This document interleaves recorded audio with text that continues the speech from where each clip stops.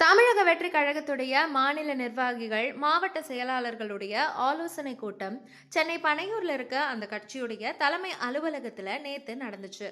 இந்த ஆலோசனை கூட்டத்துல தேர்தல் பணிகள், கட்சியுடைய அடுத்த கட்ட நகர்வுகள், சிறப்பு திருத்த பணிகள், மக்கள் சந்திப்பு திட்டங்கள் அப்படின்னு பல விஷயங்கள் விரிவா பேசப்பட்டிருக்கு. சென்னை பனையூர்ல இருக்க தாவேகா தலைமை அலுவலகத்துல நேத்து காலையில 10 மணிக்கு இந்த ஆலோசனை கூட்டம் தொடங்குச்சு. இதுல மாநில அளவிலான நிர்வாகிகளும் மாவட்ட கழக செயலாளர்கள் மட்டும்தான் கலந்துக்கணும் அப்படின்னு தலைமை அறிவுறுத்திருந்தாங்க. இந்த கூட்டத்துல தேர்தல் பணிகளை எப்படியெல்லாம் தீவிரப்படுத்தலாம், வாக்காளர் பட்டியல் சிறப்பு திருத்த பணிகளை எப்படி மேற்கொள்றது, அடுத்த கட்டமான மக்கள் சந்திப்பு நிகழ்ச்சிகளை பிளான் பண்றது மாதிரியான முக்கிய முடிவுகள் எடுக்கப்பட்டதாகவும் தகவல்கள் வந்திருக்கு.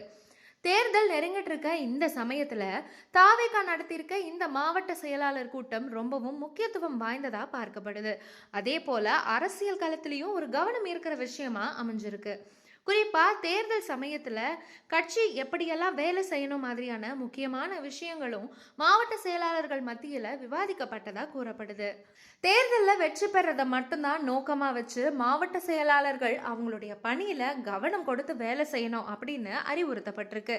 அதே போல ஒரு சில மாவட்ட செயலாளர்களுடைய செயல்கள் கட்சியுடைய தலைமைக்கு அதிருப்தியை ஏற்படுத்தி இருக்கிறதாவும், இந்த தவறுகள் எல்லாம் சரி செய்யணும் அப்படின்னும் அறிவுறுத்தப்பட்டிருக்கான். இதுக்கிடையில ஈரோட்ல தாவேகா தலைவர் விஜய் பிரச்சார கூட்டம் வர 16ஆம் தேதி நடக்கிறதா இருந்தது. ஆனா ஒரு சில காரணங்களால இந்த பிரச்சார கூட்டம் 18ஆம் தேதிக்கு ஒத்திவைக்கப்பட்டுச்சு. அன்னைக்கு ஈரோட்ல இருக்க விஜயமங்கலம் சாரலை அப்படின்ற இடத்துல விஜயோடைய பிரம்மாண்டமான பொதுக்கூட்டம் நடக்க போகுது. இதுக்காக 19 ஏக்கர் பரப்பளவுல ஒரு இடமும் தேர்வு செய்யப்பட்டிருக்கு. பொதுக்கூட்டத்துக்கான ஏற்பாடுகள் இப்போ ரொம்பவே தீவிரமா நடந்துட்டு இருக்கு. ஒரு பக்கம் பொதுக்கூட்டம், கட்சிக்கான பொது சின்னம் கோருதல் அப்படின்னு பல விஷயங்கள்ல ஈடுபட்டிருக்க தாவேகா இப்போ மாவட்ட செயலாளர்கள் கூட்டம் நடத்தி இருக்கிறது ரொம்பவே முக்கியமான ஒன்றா பார்க்கப்படுது.